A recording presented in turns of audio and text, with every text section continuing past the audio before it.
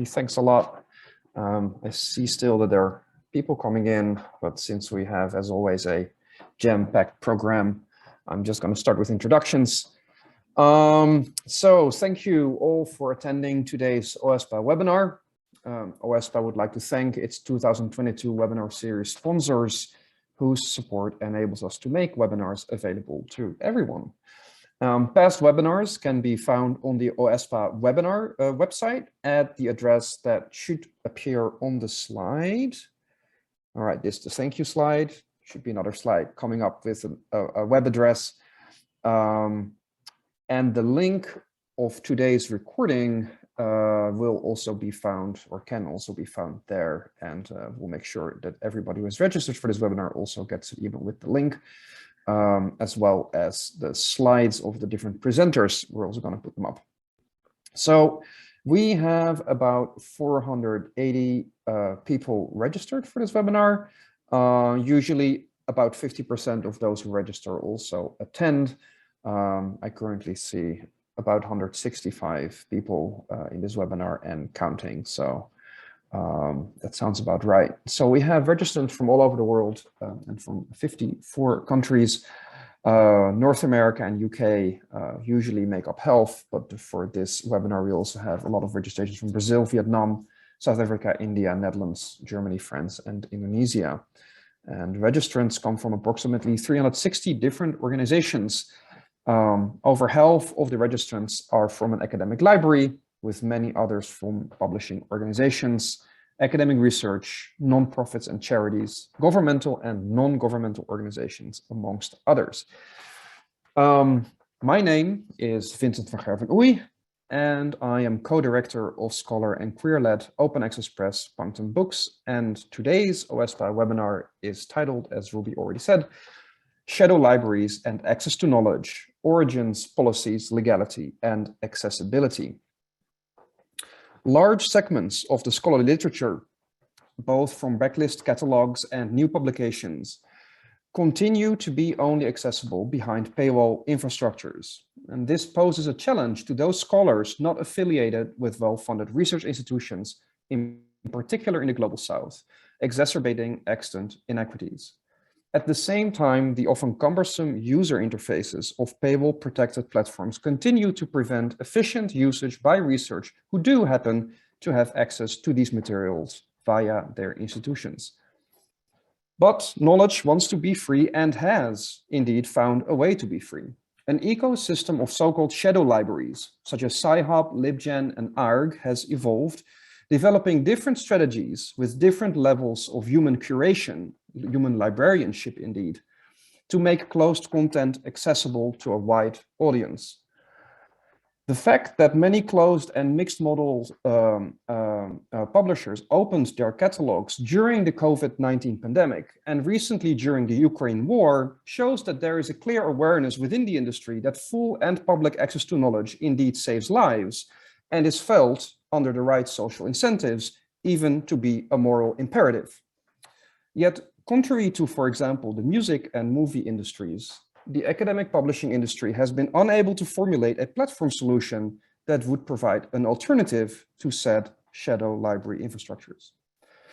In this OASPA webinar, we intend to address the origins and architecture of these forms of widely used online repositories, their position in relation to open access policies, legal aspects in terms of copyright and fair use, and what they can teach us in terms of accessibility and librarianship. We have 4 presenters and a respondent present with us today.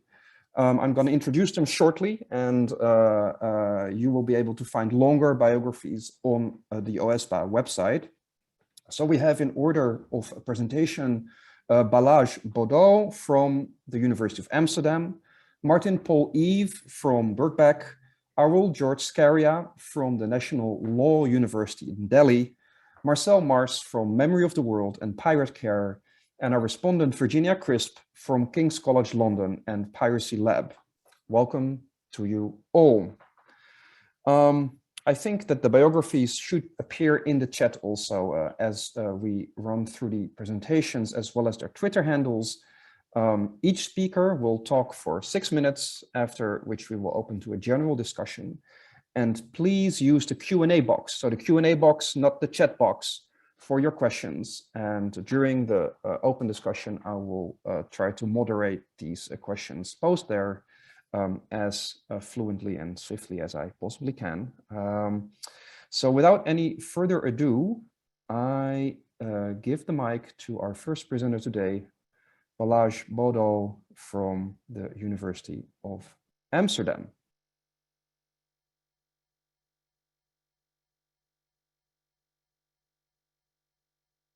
You're on mute. And yes, okay. Hello, everyone. I was asked to actually give you a brief introduction to the history of shadow libraries, which I will try to do based on actually this publication, Shadow Libraries: Access to Knowledge in Global Higher Education, which is a collection of research projects organized by Joe Karaganis, who edited this book, who looks into how in various countries across the world, from South Africa to Uruguay, people access scholarly works in research and education. And in that book, I wrote a brief chapter on the history of library genesis, because I was fascinated by the fact that on the one hand, it seems to be that building digital libraries was the first killer application on the internet. Project Gutenberg already started in 1971, so it was really one of the first activities on ARPANET. But it declined, at least the dream of the universal library, very fast. And this decline was due to the fact that even if there was any uncertainty around the legality of like digitizing works in copyright and then putting them up on the internet, this uncertainty very quickly went away through a number of lawsuits and legal conflicts around what Havid Trust or Google Books have done in terms of digitization, which rendered many of the legal digital libraries incomplete because they could only publish out of copyright works, and also pushed the idea of the universal library underground. And there are a number of these shadow libraries which try to give access to works which are in copyright to people who need access to that. Some of them are very local in terms of collections. The Silent Library project only deals with Hungarian content. The Polish Chomikuj site deals in or serves Polish audiences. There are some thematic niches like ARG or Monoscope collections.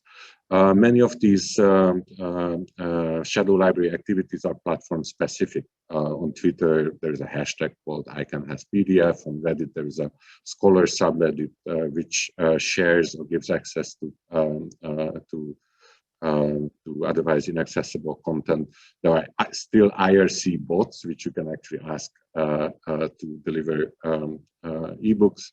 There are dedicated torrent trackers. There are, like what Marcell will demonstrate, plugins on Calibre, which facilitate the sharing of the clandestine sharing of books. But the two biggest platforms of having access to scholarly literature are actually both very out in the public, very vocal, and also very large. Library Genesis is a book collection. Today, I've checked, it has more than 3.2 million records. These are not 2.3 million different books, but close to it. And Sci-Hub gives access to 88 million journal articles. And these both operate outside of the boundaries of legality, so they are both copyright infringing and blatantly so.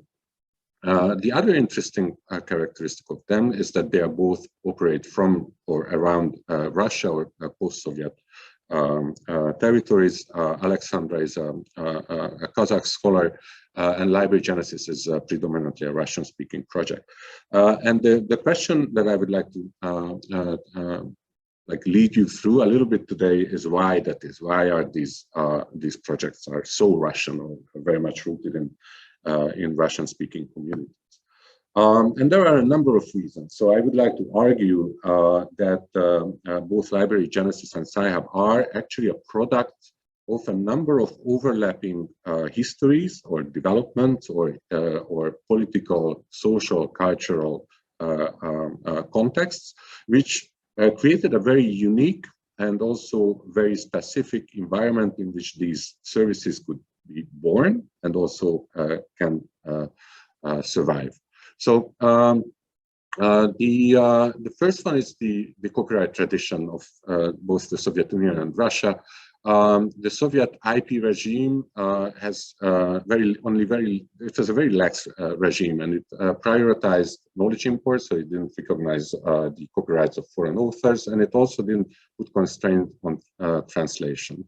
So there was a very permissive copyright regime, and there was also a very strange copyright history where the Soviet and then later the Russian post-Soviet IP protection frameworks remained very weakly aligned with the global regimes. And you can see that with this announcement a couple of weeks ago when Russia, under the sanctions, announced that it's will not respect any foreign copyright or IP rights. This is coupled with a very lax and very selective domestic enforcement mechanism. So even if there are formal IP rules, their enforcement is not guaranteed.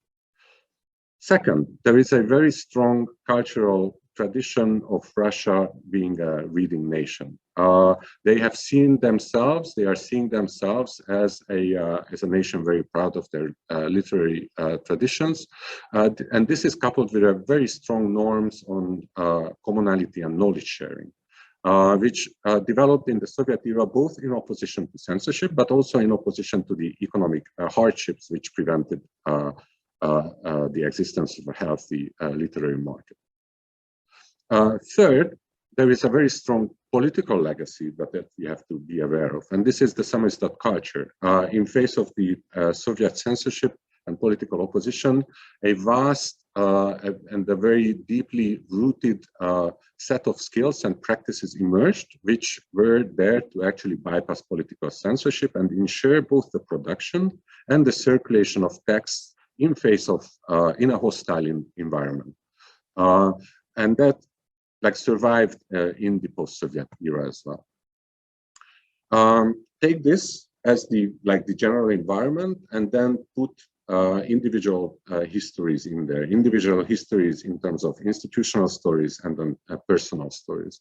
When it comes to the institutional histories, what we see is that there are a number of highly influential Soviet Russian higher education and research institutions, which were in a strange position. On the one hand, they had very early access to computers. Second, they didn't have access to knowledge. And this led to a solution where many people in these institutions very quickly, at the turn of the 90s, developed large-scale text archives where they digitized everything that they had access to or they wanted to have access to. And they started to build these immense text collections, textbooks, books, journals, which they scanned because they had the scanners, and they started to circulate this through CDs and DVDs and later internet. Interestingly, the very first English language private library, shadow library, Gigapedia, which has been shut down in the early 2000s, grew out of this Russian collection by taking the English language works and putting them online, visible for the English-speaking community. So that's the institutional history, and there is also a personal history where librarians like Maxim Moshkov, who started up library.ru, acted as moral entrepreneurs in the early 1990s and 2000s, and through their actions and through their public activities, normalized collecting, digitizing works of Russian works and building digital libraries for the masses. And some of that was made possible by the fact that, unlike in the West, in Russia, there was no several decades long encroachment of public interest and public domain by private corporate interests. So there was a large scale support, social support for such public librarianship or digital librarianship. And lastly, there was a very strange technological movement or window of opportunity here, meaning that in the late Soviet years and in Russia, there were no photocopy machines. So unlike in other countries where photocopy machines were available in the 80s already or in the early 90s, the print culture had to just skip this step. In India, the pirate culture is in photocopies still. In many domains, but I'm pretty sure that Arul will have some words on that. The Russians didn't have this chance to build a pirate culture on photocopies. They went straight to digital, and that was a really nice window of opportunity. So this is the history, and what maintains these systems is a little bit different, because the present is maintained by this very strange alliance between the center and the periphery, or many centers and many peripheries, because academics at the center are the ones who have access to content, right? Their cooperation is required for many of these services to operate and be fed with new content. But at the periphery, at the non-enforcement environments, faraway jurisdictions, and safe server hosting companies, there is the freedom which allows the hosting of these services. So I think here the solidarity between center and periphery plays out really nice, and this is the long-term background which helps these services to survive. Thank you very much. Thank you very much, Balász. We'll continue with Martin Paul Eve from Birkbeck. Hey, Martin. Hey, Vincent. Thank you very much. Are my slides up? Is that all looking okay? Slides are good. Great. Okay, thanks everyone. So I'm going to talk today a little bit about some of the questions that I feel are brought to light by the existence of shadow libraries. I'm going to talk a little bit about their comparison to other cultures of piracy, and then I'm going to talk a little bit about formal institutional structures and the challenges faced within universities with the conflicting demands for access and information security and where those sit in relation to one another. So the first thing I wanted to do actually was to go back to something that Vincent mentioned at the very start in his introduction, which was the point that shadow libraries justify themselves on the basis of education being somehow different to other forms of cultural production. If you look at the recent initiative on Reddit, which was an effort to archive the contents of Library Genesis in a distributed torrent form, the user who coordinated that, Shrine, said, this initiative fulfills United Nations or UNESCO World Development Goals that mandate the removal of restrictions on access to science. He also said that limiting and delaying humanity's access to science isn't a business, it's a crime, one with an untold number of victims and preventable deaths. So one of the most interesting first points for me here is that shadow libraries justify their existence on quite an old premise in our societies, that education fulfills a different function to, say, the production of music for entertainment or films, or other cultural forms that are consumed. And in a sense, this legitimation is interesting because it's playing into a very long tradition of exemption. I'm thinking about exemptions, say, in copyright law for education, fair use and fair dealings for the purpose of criticism or comment, and so on. And so while they don't succeed at the moment in that legitimation claim because they're so railroaded down by those whose copyright interests are violated by what they're doing, I think it's worth noting the justificatory premise on which these libraries exist in the first place, and to think, Is education different? Does it deserve that exemption?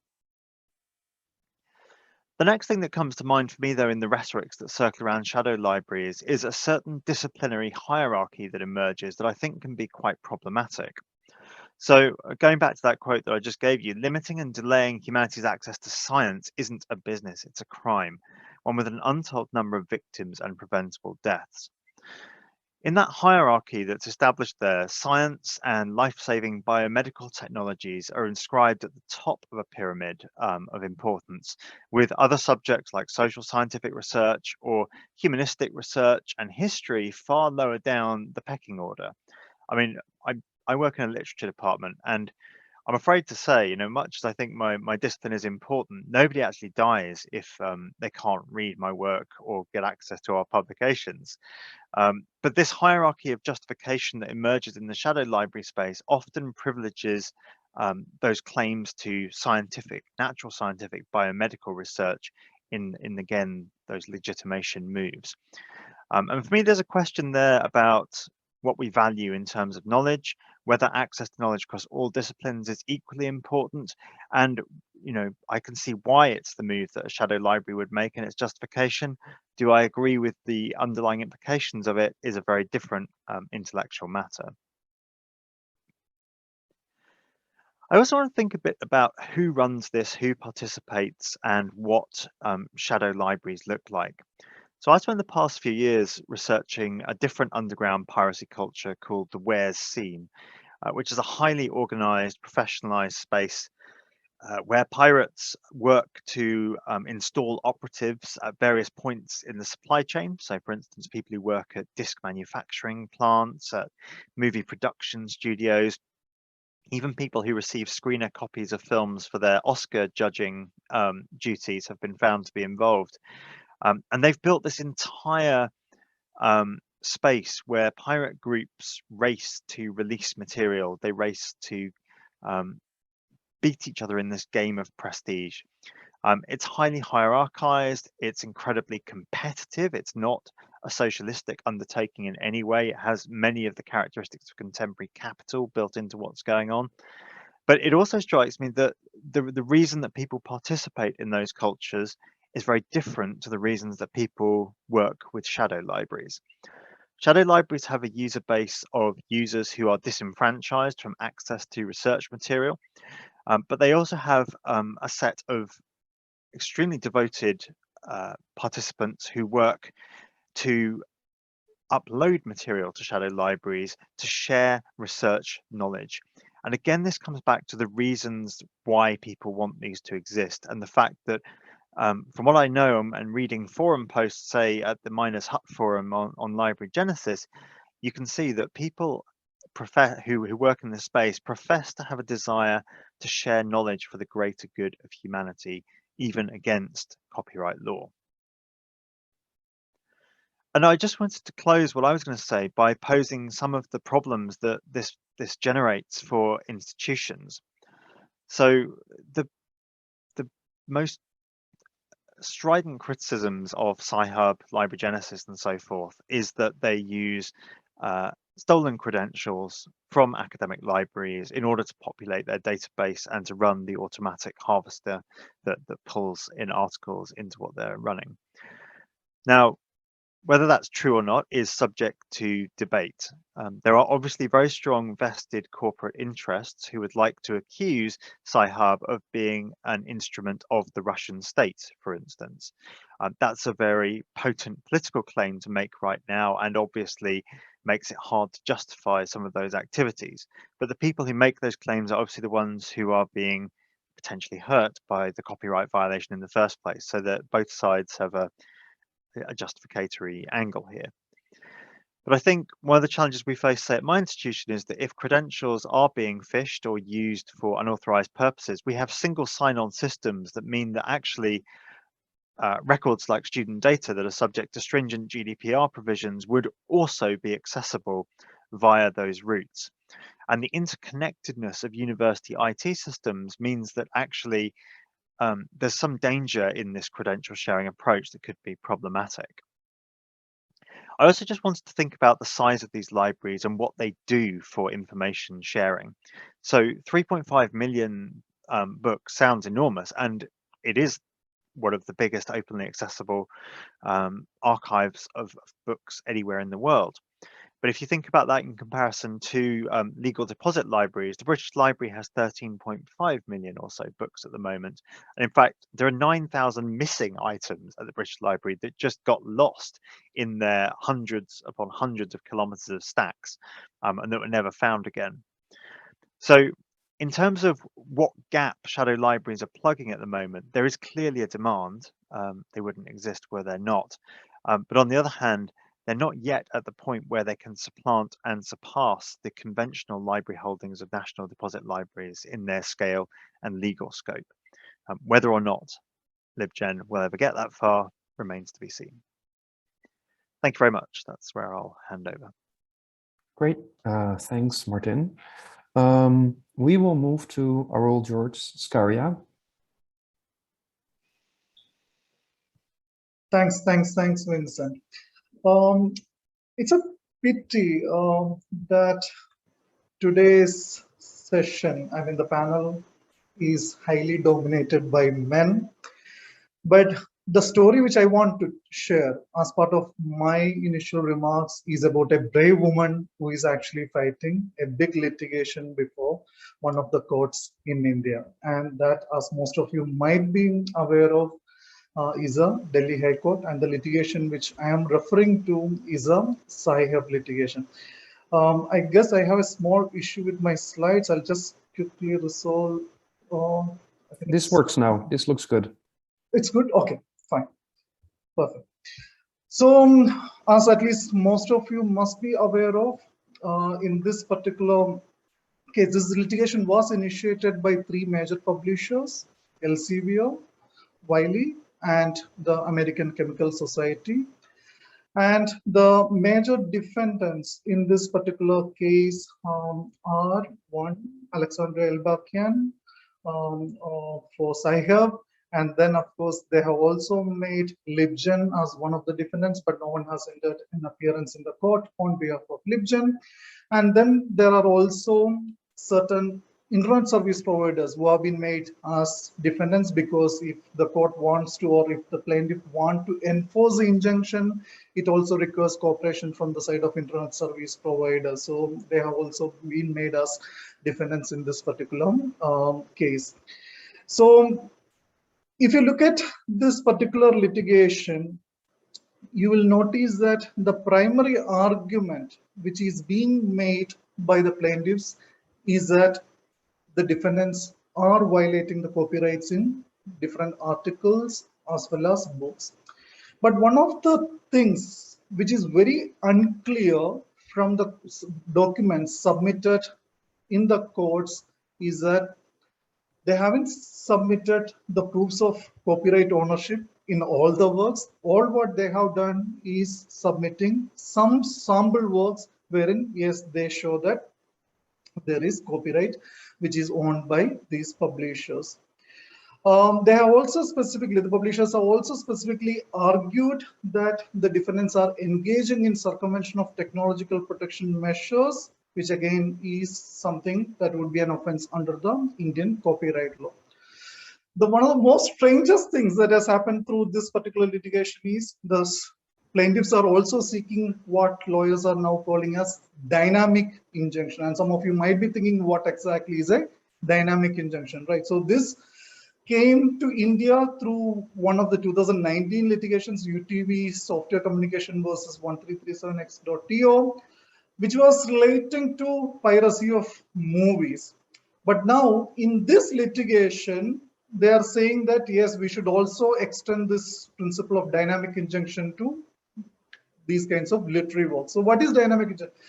In the case of a dynamic injunction, if a particular court is characterizing a particular website as a rogue website, then the plaintiff won't have to go back to the judges to have any new domains blocked for sharing the same materials. They can get the injunction order extended just with a request to the court's deputy registrar. And that's actually a pity, because that means for the subsequent applications, there wouldn't be an extensive judicial scrutiny. All what the court's deputy registrar will have to do is they just have to see whether it's the same materials that are getting shared, and then the injunction would be getting extended there also. So the consequences, as you can imagine, are very, very high in this particular scenario. So what are the arguments made by the defense? So the most important argument made by the Sci-Hub legal team is that under the Indian copyright law, we have what is generally known as a fair dealing exception. And the exception is very categorically saying the following acts shall not constitute an infringement of copyright, namely a fair dealing with any work not being a computer program for the purpose of private or personal use, including research.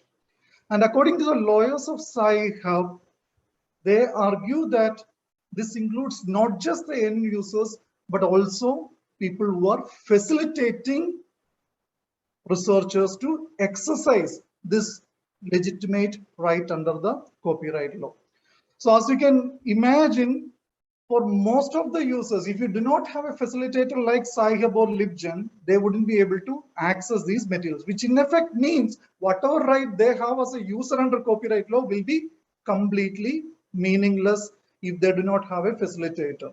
So this litigation is very important and the hearings are continuing. So today there was, we were supposed to have a hearing, but that also got adjourned. So the court has said the next hearing will be tomorrow. We do not know whether the hearing will be happening, but the consequences, as you can imagine, are very high. If the court is going to issue a dynamic injunction, then it is definitely going to derail research in India, because even the most liberally funded institutions in India cannot afford to have access to most of the works which the researchers would require. So if Sci-Hub and LibGen goes down, and if particularly through a dynamic injunction, the consequences are very high.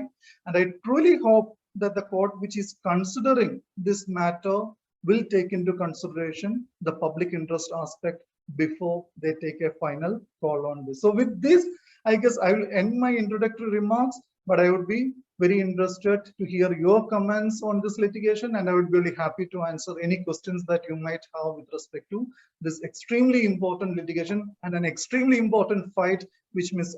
Alexandria Elbakan is making for the Global South. Thank you. Thank you so much, Arul. I already see some discussion in the chat going on. Also already some questions coming in, so this is really nice.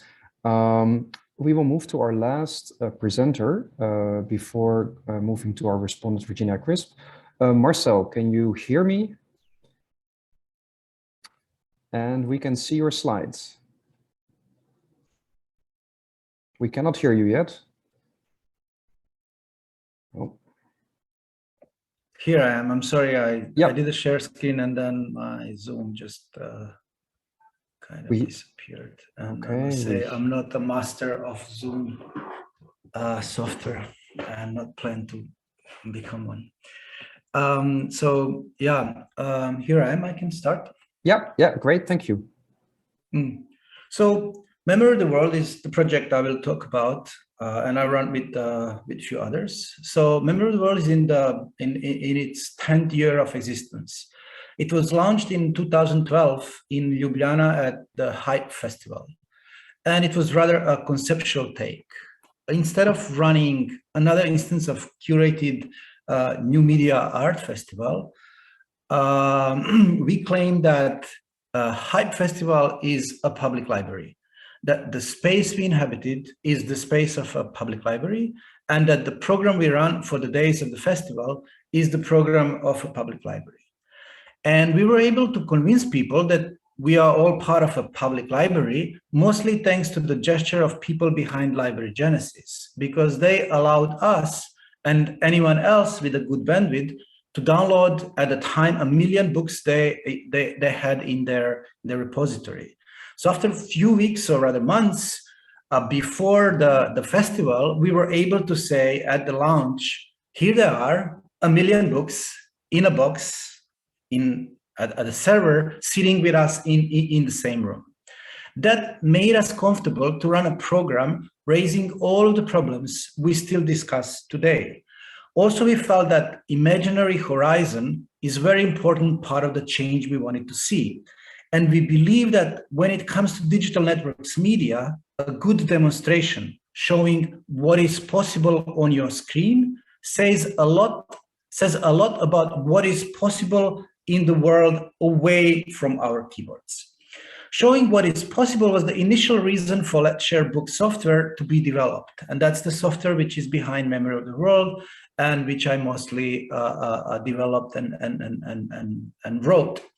And what we wanted to support and articulate with that demonstration was the idea of a public library, where a public library is free access to books for every member of society. It's a library catalog and a librarian. And with books ready to be shared, meticulously cataloged, everyone is a librarian. And when everyone is a librarian, library is everywhere. So that was just like our rather kind of poetic and deliberately naive approach to all of that. And in 10 years, Memory of the World went from just a demonstration on a screen of what is possible at that day into the proper infrastructure in which a dozen of librarians run a library of more than 150,000 books at the moment. So here's just like the latest titles. I don't know, things like this. Something which you would just expect from a good catalog website. And here are the list of the amateur librarians. It doesn't fit on this on this screen now. There is more.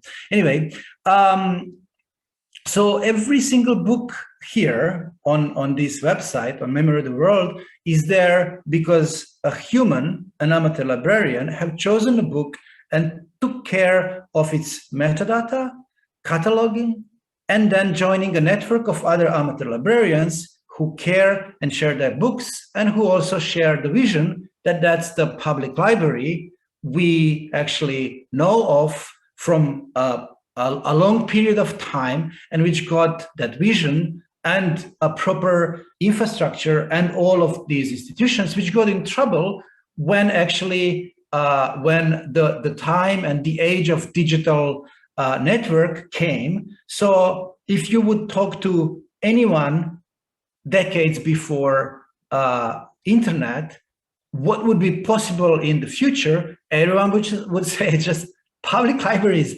must blossom in that age. But what actually happened, and it's getting worse and worse in the last 10 years of our existence, it got worse, is that these institutions are very much in trouble whenever they want to do what they promised. And when we as a society allow them to that's how we actually make that happen. So when we want to found institution, usually that institution will share the mission and vision with us. And then we say, yes, we want these institutions. We share the vision, we share the idea how society should be. And this is why we'll care about that institution. And what actually happened was that that our beloved institutions, with all of its problems, because there is no institution which could be run without problems, without being sensitive enough, without the idea how to actually serve the society. But in this case, even when they want, even when they try to do these things, they get in trouble. So that's why we see our project as something which is accompanying, which is coming from a shadow to support that idea and to support all of these institutions. And what we would be the happiest if we will just be like redundant, when the institutions will actually take care of that. And you mentioned before, I was also part of the Pirate Care project, and that's the project which lists and support and kind of do the research in which the disobedience and practices with the disobedience are are actually in existence today. And I'll just like, I'm running out of time. So now, so what I'm trying to say is that the vision of a society we want got in much of a trouble. And then people who actually help get there are also getting in trouble. And they are not only getting in trouble because that's hard, but they are getting in trouble because the institutions are running our society are not letting them do that. So we have a complete schizophreny where our heroes are in illegal status, where our heroes who go with the boats to save some lives in the Mediterranean Sea are actually getting in prison, when people who share books in that sense are also supposed to end up in a prison, or people who would provide a medical care, who would provide a support for people who are not recognized as regular people, will also get in trouble. So that's why we are here. And I think that the problem is very much clear when it comes to the public libraries and where it comes to what we are talking today. Yeah, I'm done. Thank you. Thanks, Marcel. All right, so we have a respondent. Marcel, you're still on, so maybe you can mute. Yeah, great, thanks. Virginia, joining us from London. Hello. Thank you. Well, I'm actually masquerading as being in London. I'm Cambridge, but close enough. I'm still in the UK. Thank you all so much. I'm very honoured to be a respondent to so many interesting thoughts. I only have a few minutes though, and I don't want to go on too long because there's bound to be lots of really fascinating questions. I have a couple of reflections. Inevitably, I'm going to miss an awful lot of very fascinating things that were raised. One of the first things I actually want to pick up on is as from the overall blurb and Vincent's original introduction about sort of academic publishers being unable to provide a legal solution in the face of these kind of shadow libraries. And I have a couple of reflections about that, because there were lots of claims about the movie industry being incapable of providing legal solutions in the face of piracy after the music industry had apparently completely failed to respond. And we're talking sort of late 90s, early 2000s here. But actually, I would ask us to think about a couple of different things. First of all, do we want a legal solution? Do we want to maybe somewhat completely rethink our entire neoliberal understanding of how we commercialize knowledge and how we sell that? And also think about how certainly I, as an academic, and there are obviously other academics here, are also very much embroiled in an overall project of selling knowledge internationally. And it's not just the scholarship that gets printed, it's also the outrageous cost of higher education across the globe, which creates so many of the inequities that we've been talking about today. Having said that, linking back to what Marcel was just talking about, sort of about when will we become redundant, when will we be replaced, also brings us back to maybe a less pessimistic idea of just rejecting neoliberalism without a solution, but thinking about what are these libraries that we want to return to. The concept of a public library, certainly in the UK, and I'm aware across the globe, has sort of diminished so much in the face of all sorts of factors. But there is, going back to what Balász was saying, also, you know, evidence in the original sort of birth of the internet, a sense that really what we really wanted was some universal access to knowledge, to books, to culture in so many ways. I'd like to pick up then also on something Balász said about this collaboration between the centre and the periphery. And I'd just like to throw in a thought here in relation to the fact that a lot of this is to do with scholars feeling the need to share their own work, because there is again, a neoliberal need for academics, certainly in an awful lot of contexts, to sell themselves and sell their work. And we're very well aware of the fact that we don't get paid particularly for publishing things, but we are, again, sort of caught up in a complex system whereby our reputation is our currency, and how many books we have sold, but also how many people are reading our work becomes our currency. And I wouldn't be surprised if academics don't consider how much their work is downloaded from shadow libraries in the same way that Netflix used to claim that their shows were downloaded, or major Hollywood studios used to claim that they were illegally obtained and therefore use that as markers of prestige. But also, certainly anecdotally, I know that most of my academic colleagues are the people seeding their work on these kind of channels, and there's an element of self-promotion going on there. So I'd just like us to think a little bit more about the less benevolent ways that we might be sharing knowledge in that context.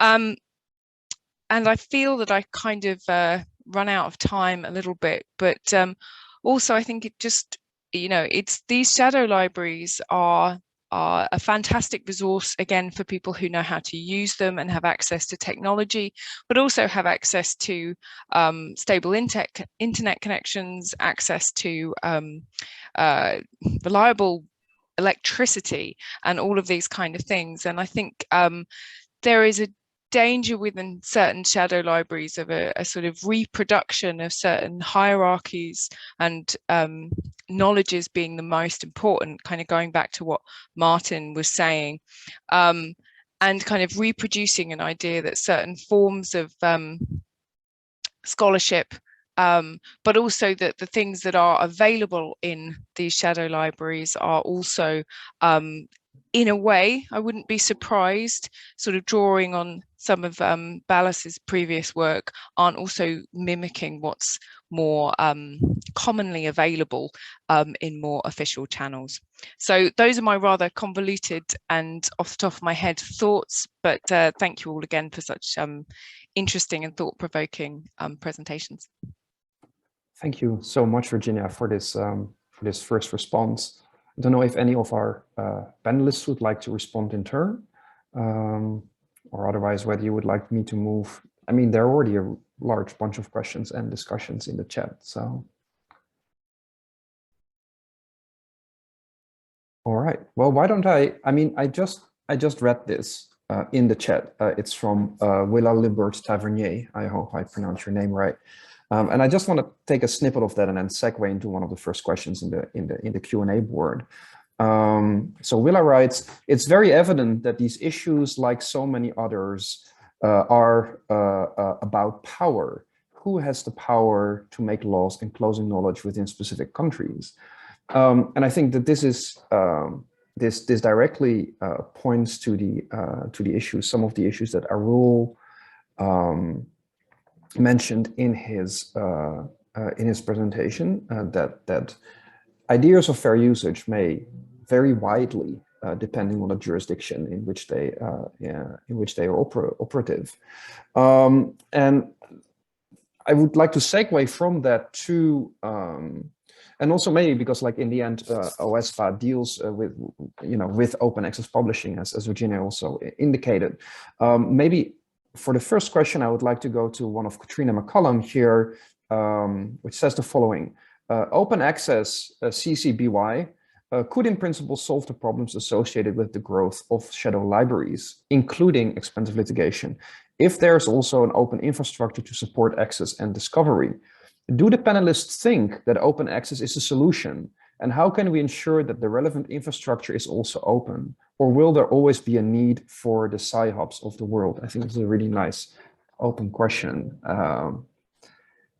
Any of the panelists or Virginia, feel free also to respond to discuss in response to this question.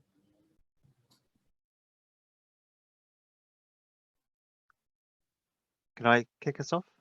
Yeah. There's a really interesting tension here between thinking about infrastructural provision being open versus the content itself being open. Open access addresses that latter matter, and if we had universal open access, a large part of why Sci-Hub had to exist would disappear overnight, and that would be a huge gain. On the other hand, it's also worth looking at how Sci-Hub actually works and what it gives you. It gives you a single search box where you can just put in an identifier and you immediately just chuck the article back without any faffing about, without going through institutional login systems, without having to, you can even programmatically query it and get the file delivered directly to you if you want to do computational work on this stuff. And there's no incentive for many large commercial players to develop something that works simply as well as that, even if the content was open.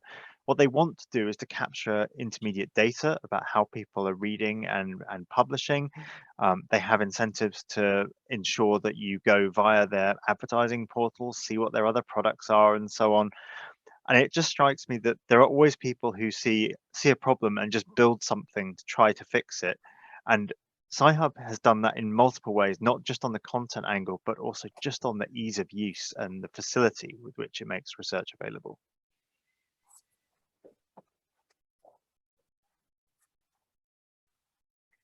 Thank you.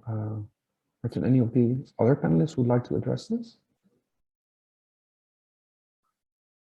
So yeah, Vincent, I think open access is certainly the long-term sustainable solution for addressing the crisis. But I think we are far away from that ideal world, right?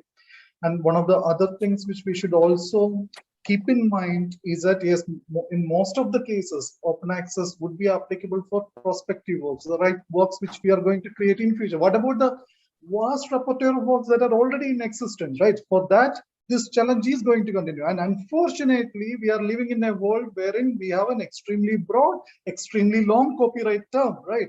Take any country, the broadness in terms of breadth as well as in terms of length, copyright is at a very undesirable level. So I do not consider the open access movement as a complete substitute, but of course, going forward, yes, we should definitely be focusing heavily on that because that's definitely going to be a long-term sustainable solution. But at least for addressing the works that are already in existence, which are under the copyright surveillance, I think we need to still rely on the shadow libraries, or unless the publishers are going to change their business model radically. Thank you. Maybe Arul following. Oh, sorry, Marcell, you had your hand up. Go ahead. Yeah, I think that without changing the principles and why we would go into more open, and without the principles taking in account why we actually ended up here, I don't think that that would be really like that would ever like end up in what we wanted, no? Because it is about the politics, it is about the power, and it is about how long some of the monopolies will go on. And the monopolies have a lot of resources. And if we don't have a clear principles, then these monopolies would invest into at least buying a time in order to appropriate what they can appropriate. So in that sense, what actually these approaches could make is that the evaluation, the valuation of knowledge will start to happen. So what we will actually have is like two camps, and that's what happened in Creative Commons when it came to culture, is that you would have something also very much spread in a culture, which is kind of cheap, which is not good. And then if you say, oh, I have a music, which is Creative Commons, and many people who wouldn't care about it would say like, I don't want to be painted by that because it's already like bad. People don't want to listen to that. So in that sense, what I feel is that when you don't have a clear vision, what are the politics, why we are doing that, we will end up in that sense in a new map where the things without like a market value would be pushed in a camp which no one cares about. And then there will be a lot of politics and a lot of struggle around the things which we care about, which public cares about, but actually we are shut down or we are silenced because what is actually happening is, oh, we have the open access and we have this, and then we are not talking about time. We are not talking about how to address the climate change, how to address inequality in the world, how to address the maybe like a nuclear war, which like all of these things. And these are all very much connected. And this is about the politics. So in that sense, yes, it could help, but without the strong will power and struggle, we will never get there. And maybe we are naive in memory of the world when we want to do like a poetic vision why we should go there, but we are absolutely not naive when it comes to what will happen if we just say we are happy with open access. This is what will provide us a better world. I don't think so. In the way how it is implemented now. Great, thank you, Marcell. I'm going to, because questions keep coming in, and I always like to make nice segues, but it's not always possible. So there's a question here for Arul that partially touches upon some of the things that you've been saying. So it's from Tobias Steiner. Arul, is there any actual probability that Sci-Hub will become inaccessible if the Indian case is won, or will it mainly be stating the fact that it is illegal? So what are the risks for the Indian research community? So when this litigation got initiated, I think most of the people thought, okay, I mean, what will happen even if the court is going to declare this as illegal? But when I look at this litigation today, I must say that I am feeling scared. And I'm saying that for two reasons. One, the kind of remedy which they are seeking, the dynamic injunction, is certainly a dangerous tool, because as I tried to explain during my initial remarks, once they get an order in favor of them, all what they need to do is go back to the court registrar, who is generally an administrative officer, show her or him that the contents in XYZ sites are exactly the same, so please extend the injunction, which means it will become far easier for them to extend the injunction to the new domains. The second issue is, in one of the recently notified guidelines, the government has made it very clear that there will also be, or the VPNs will also have to store data relating to the users, which in effect means once this gets banned in India, the access situation would be very, very different from what it might be today. I'm not sure how many of the researchers in India will be technologically as well as legally equipped to handle that kind of a crisis. So this is not a mere theoretical fight or a mere battle on illegality of something, but it's gonna cut the lifeline of research in India. At least that's my view on this. All right, thank you. Building on this this question of legality, there's a question from Sybil van Eck. Some panelists and the commentator made reference to whether a legal alternative would be needed. However, what is legal continuously changes as well. Some practices were legal and then were made illegal, mainly because of profit-making considerations. And the question here is, and I think, I mean, actually what we're talking about currently in India is precisely one of these conditions in which things, were legal in the past, but, new presidents maybe said turning them illegal. In what sense should what is currently legal or not legal be an anchor point for considerations on how things should be? And I think that we know Marcell's position on this question, but maybe Balász or Virginia would like to address this question. Yeah, I'm happy.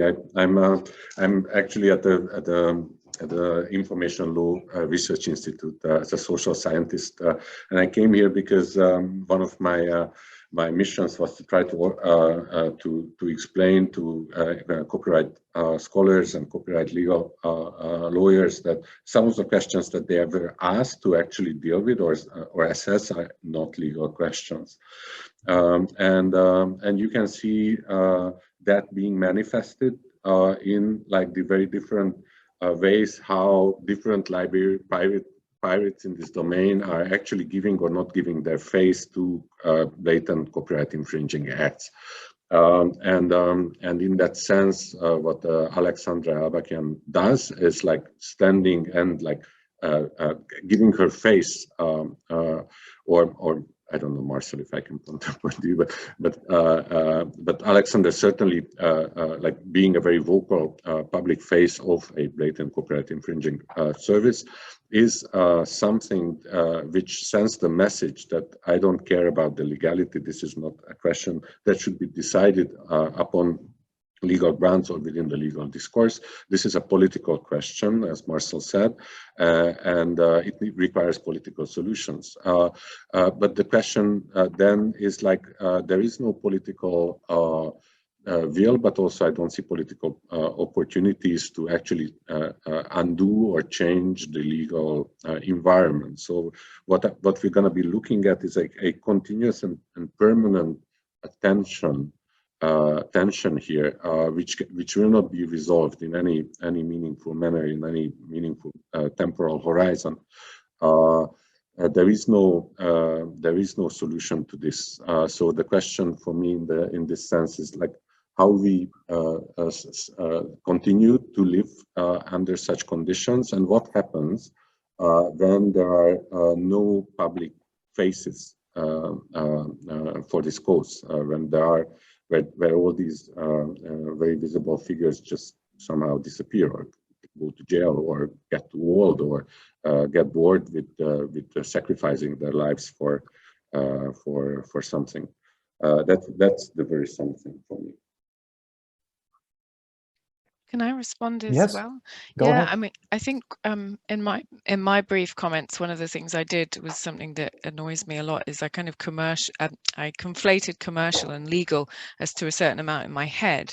I personally think that often we kind of think when we're thinking about legal alternatives that therefore there should be a market answer to this, and I would very much reject the idea that that is the only or obvious way of responding.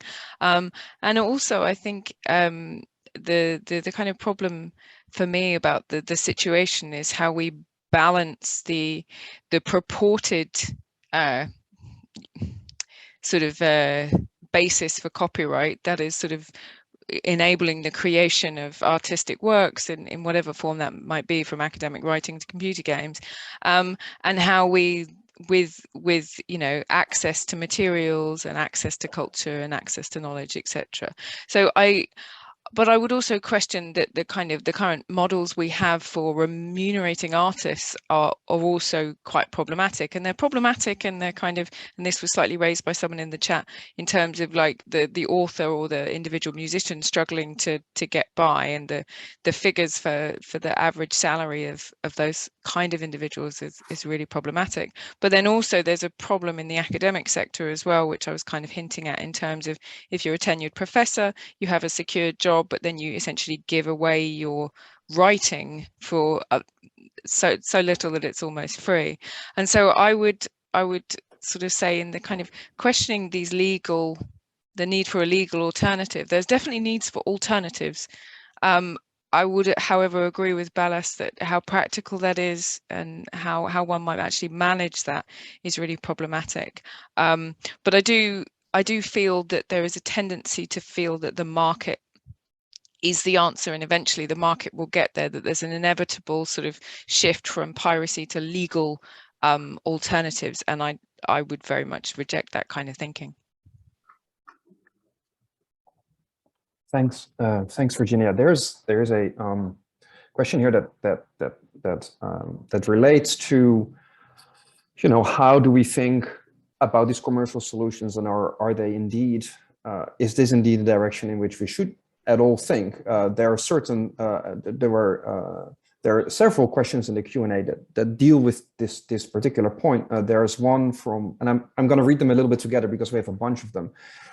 So there's a question by Janice Pilch asking, it's like, what are the reasons that, or I think this is also something that Martin has addressed, what are the reasons that, oh wait, sorry, not Janice, Janine, there are coming too many questions and I'm losing track of which ones I am actually referring to. Janine Kerwin, what are the reasons that commercial publishers or larger publishers have not developed the infrastructure that, you know, allows you, just like, for example, with Netflix or with or Spotify, to, you know, pay $2 for an article and just look at that thing with a click, rather than these large cumbersome paywall systems that we currently have. And related to that is a question that I saw a little bit earlier from Ross Mounts that deal with, you know, the IT security of such systems and the way that such systems are, as you pointed out, connected to student records, grades, and so on. And so, like, is there a relation between the unwieldiness of the systems and the type of surveillance that is basically currently going on in our universities? Maybe this is for Martin, or obviously anyone else is welcome to answer. Yeah, I mean, I think it's quite a challenging. Thank you. It's the IT question is a challenging one, and you could protect students and student data by simply separating out those systems so that library access is not handled by the same authentication system that you're plugging into. The challenge for a library then is that that's clearly a move designed to facilitate the sharing of the material into pirate archives in a way that probably most institutions would feel slightly unhappy about. I mean, to address the broader question about whether why that infrastructure hasn't been developed, at least one of the answers is to do with competition and enforced antitrust legislation that basically says that if publishers all got together and offered a universal solution for this, that would somehow be anti-competitive. So even the structuring logics of the market here prohibit us from building a better world in some senses, and that to me is absolutely ridiculous. And we've then become so enmeshed in legal logics and so far down that train that we're not seeing the bigger picture, which I think is where the previous question was really heading, which was, is copyright law fit for purpose? Is the copyright regime that was instigated in an era of print that relied on material sales to remunerate the labor of publishing actually an appropriate method for thinking about digital dissemination? And to me, that's the fundamental question that's interesting about legality here and commercialism, is that actually the world I want is one that values publishing labor in some ways. I published a book with Punctum, and the stuff that Vincent did working with me on that book and the other people who worked with him was labor that needed to be remunerated and valued. And I'm not saying we throw that all out, but Punctum has a business model to work for open access in what it does. What we're not seeing is enough of a transition from most publishers to thinking about how they can sustain and value their labor and pay people for their labor, if that's what they're doing, and professionalize that in a model that is suitable for unlimited open online dissemination. One of the questions here, and I think relates to, we probably should introduce this as well, from Richard Getty. I'm sorry if I'm murdering names here. I'm very sorry. Virginia, but I think this again segues also. It relates to what Martin just said. Would you advocate for replication of the Latin American Cielo model in the rest of the world? Right. So the Cielo model is basically all universities publish all of their works open access. All of the research is publicly funded and publicly available. And so this also ties in with the question: is OA a viable solution, right? I think that answers the question in relation to just academic publishing potentially. Right. I probably would advocate for that. I think there are definitely problems though, because I would see an issue in terms of who is employed and who is not employed, and certainly the current structure in the UK, as it is in many places, is that you can't really get employed until you have published, and then you might be in this sort of trap of, well, if you're not publicly funded, then your work isn't publicly available. And I can certainly foresee some issues, but without without going into the fact that any solution is likely to have certain sort of drawbacks, I would certainly prefer that system to the current system under which I work under, to be honest. Great, thank you. Maybe there in the beginning, there were a few comments that dealt with the center and periphery, and I feel that also when we talk about Latin America and India, we are dealing with these center periphery questions. So I would like to read this question here from Natasha Drubek-Meyer, which says, Balász, I enjoyed the other perspective on open access, i.e. its prehistory in Eastern Europe and how you developed the cultural facets, for example, of relabeling access as reading.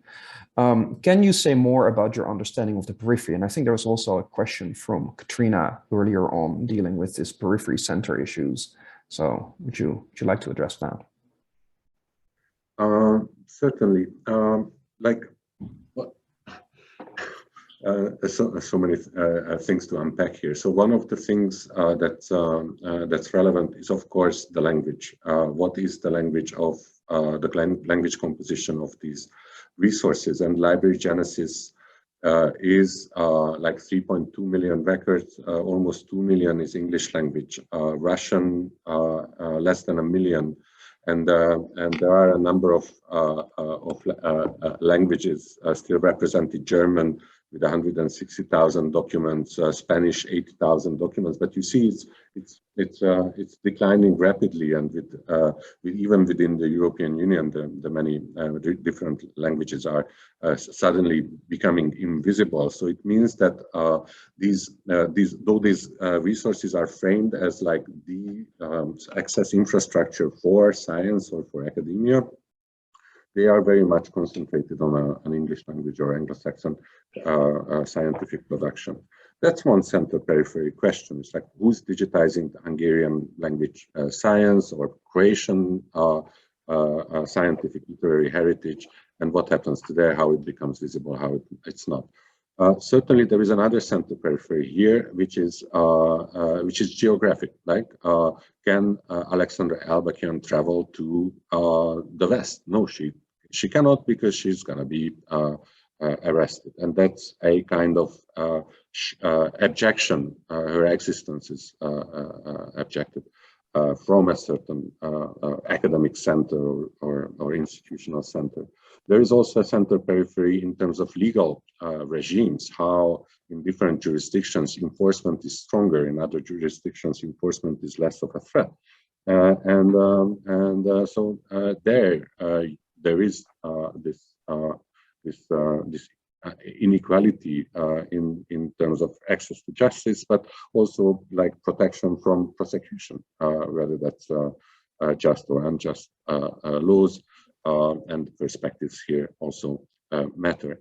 And so in that sense, I think all these like the center periphery I would interpret as inequalities, also what Virginia is referring to that,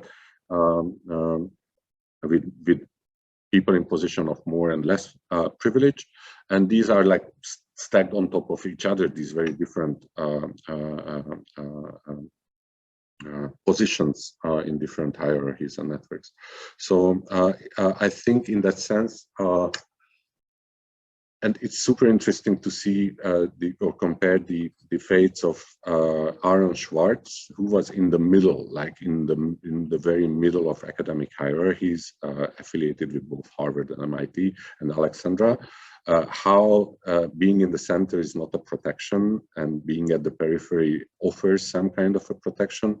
In certain cases, it's not just disadvantage, but also some kind of a form of power. So it's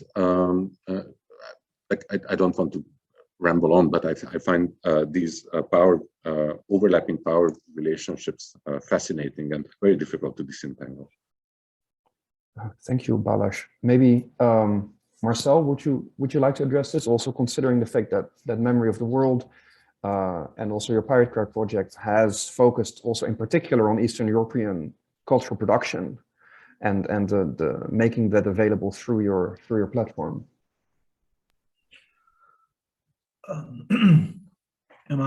Yeah, okay. So yeah, I think that in our case, I think that we addressed a lot of, again, imaginary, but also it kind of it connects with the real kind of infrastructure, legality, and things like. So for example, I'll just tell you, like, so there is in Eastern Europe,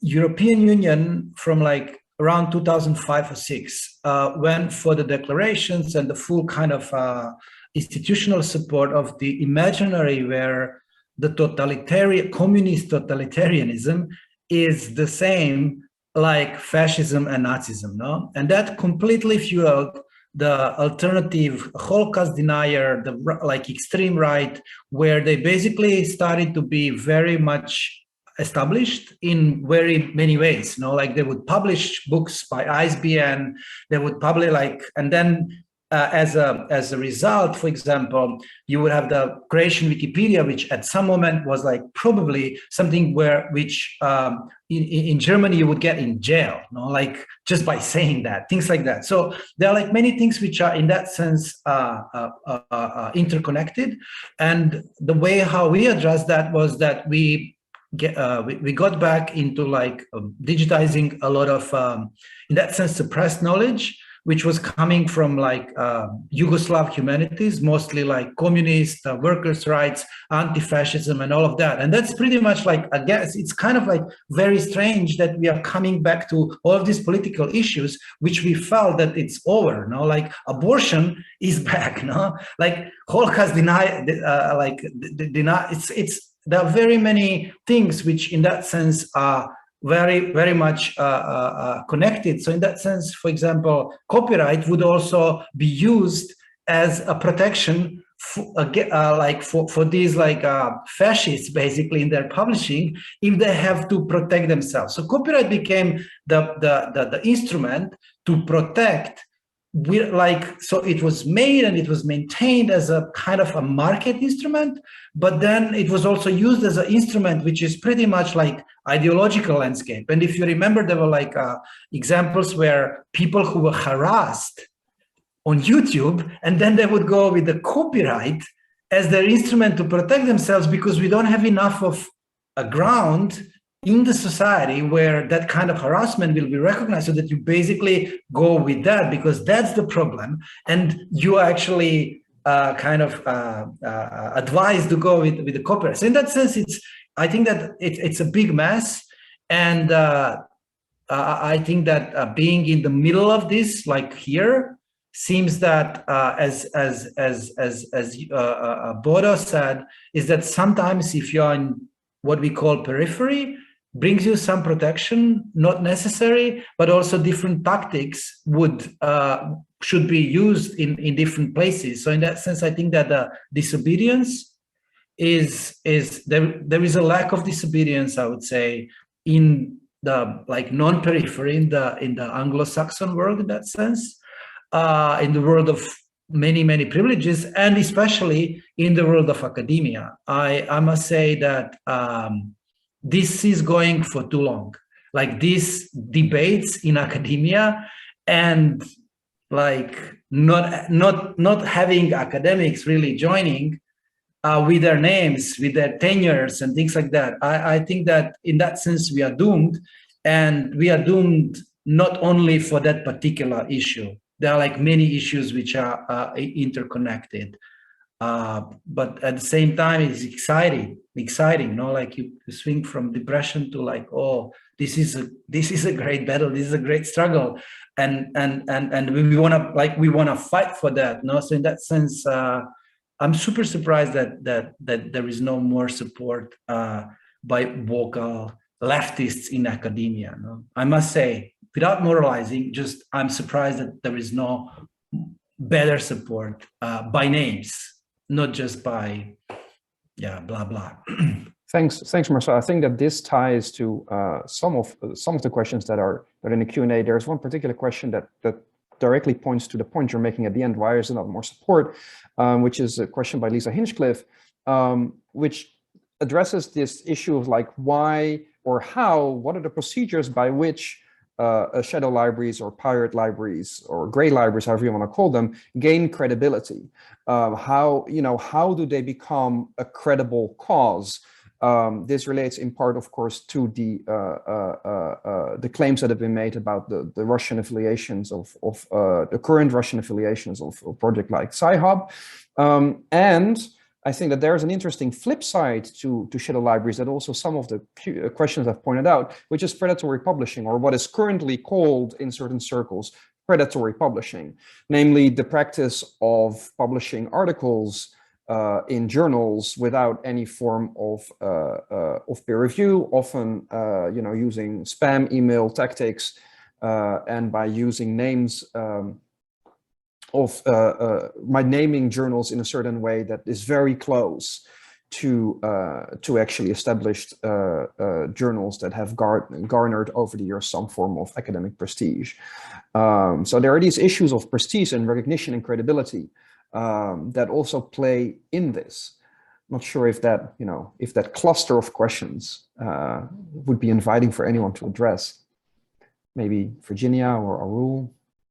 I could probably jump in terms of, the very long history of attempting to discredit any form of piracy behavior on the basis that it's tied to terrorism or human trafficking, etc., in terms of physical piracy. And I'm not saying these connections are not there in certain forms of organized crime, but there is, because those connections both exist and don't exist, it's a very easy connection to make, and it's of course very easy to discredit certain forms of behavior as illegal and therefore immoral. So I mean, I don't think that's particularly setting on the world on fire to say it, but it's my immediate reaction again in terms of the kind of discrediting of these kind of libraries. That's not to say though that connections don't also exist that need to be considered in, certainly in the current context.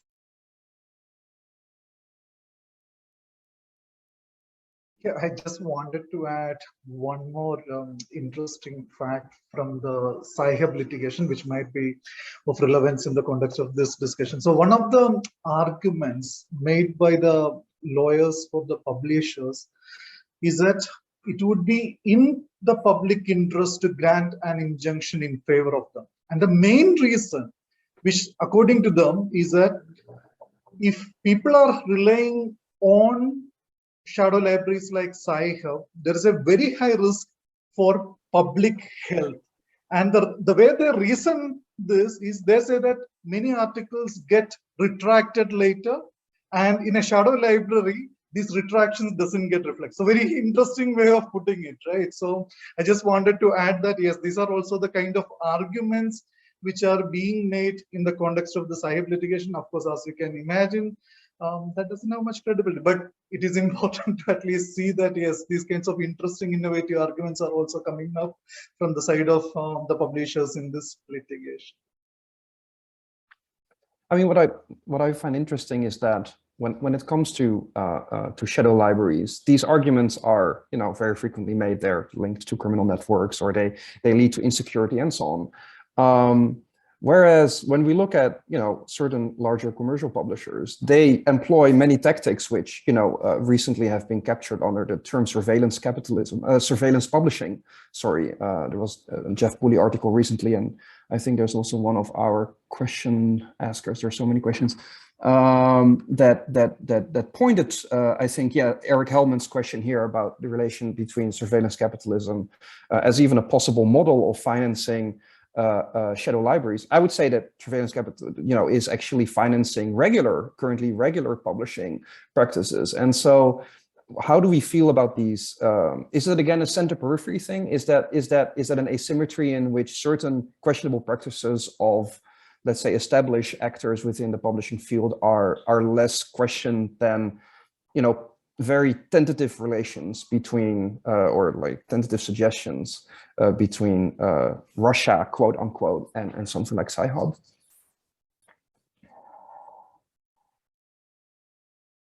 I mean, I find the question of surveillance publishing kind of interesting here, right? Because it's also a question of how much data gathering happens by shadow libraries.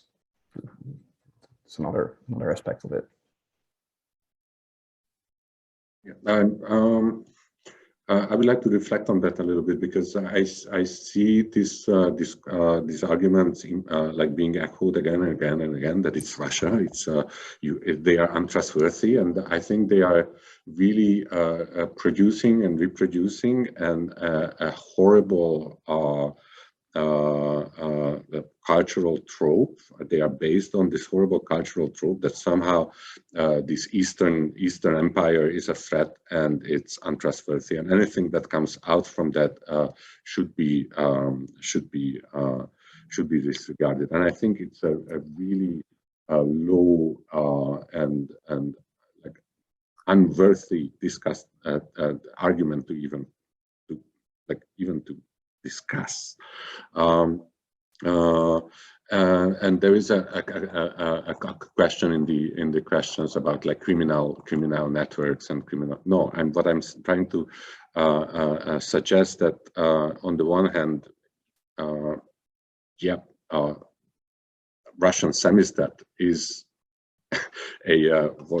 or has been considered as a criminal act in certain parties, and copyright infringement can be a criminal act. The criminality of a certain act tells usually little about the morality of that act, especially in this context. So we should not confuse that.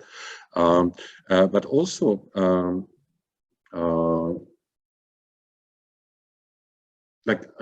Going back to the previous question, I think the beauty of like library Genesis is that it's open source.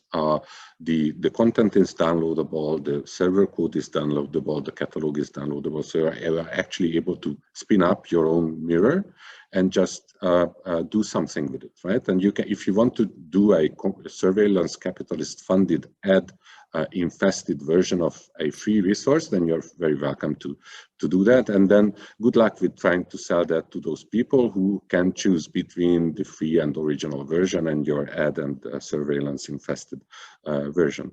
I think there have been many different efforts in the past to actually make money out of this free resource, improving on certain aspects, searchability, maybe format, conversions, la-di-da-di-da-di-da. They didn't get very far because it's very difficult to actually make money by trying to turn a free and benevolent resource into something unfree and malevolent without any like added value. It's not like Punctum books trying to sell books while providing free PDFs of the same books. We know that Punctum Books is actually the publisher. They conducted some labor, so there is a reason for them to ask some money. But a random guy on the internet trying to take a free resource and make money of it, I think, especially in the academic community where ethics is like a more or less a day-to-day consideration, these questions are not very controversial. I would trust my fellow academics and scientists to make the good judgments about these issues. Great, thanks. Marcell, we have like a few more minutes, like 2 more minutes left, and I also want to make a last point, so brief. Yeah, very brief. So I think that the surveillance in that sense is like very much in, and I think that it's a very important struggle, but I think that we shouldn't get into a trap to think of that as useful. I think that it's mostly misuseful. So it's very much, it could be used for misusing, but also thinking that it helps Google, Facebook, and the others much.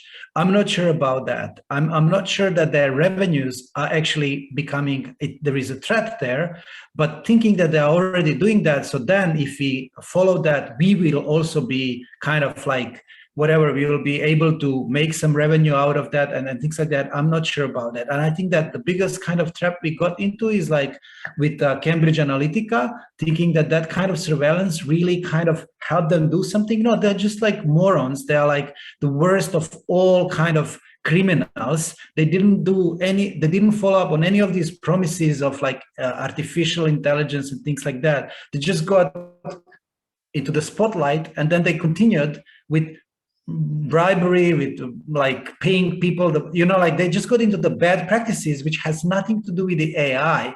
But most of the world thinks that, oh, this is the surveillance and this is the age of artificial intelligence, machine learning, which will kill us.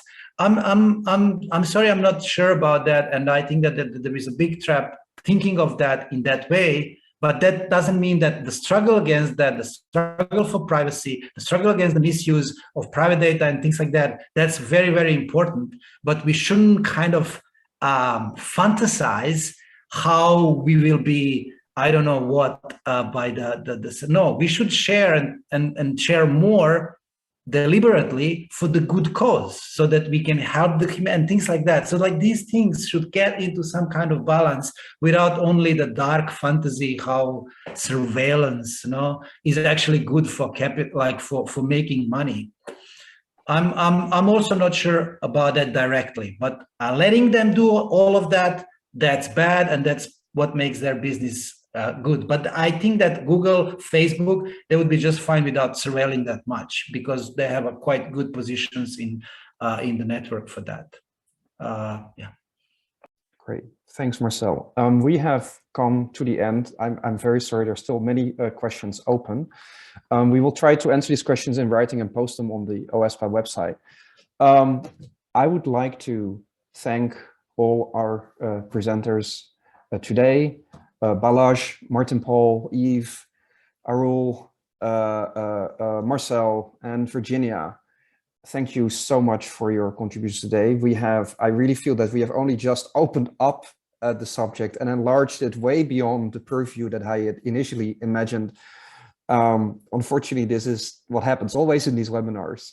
I would like to thank everybody who attended this. I hope that you found it a thought-provoking encounter concerning shadow libraries and their relationship to the broader publishing and political landscape and legal landscape. And we from OASPA definitely would love to see you again in one of our other webinars that I'm sure you'll find announcement for or all over the web. And with that, I wish you a wonderful rest of the day or night, wherever you are.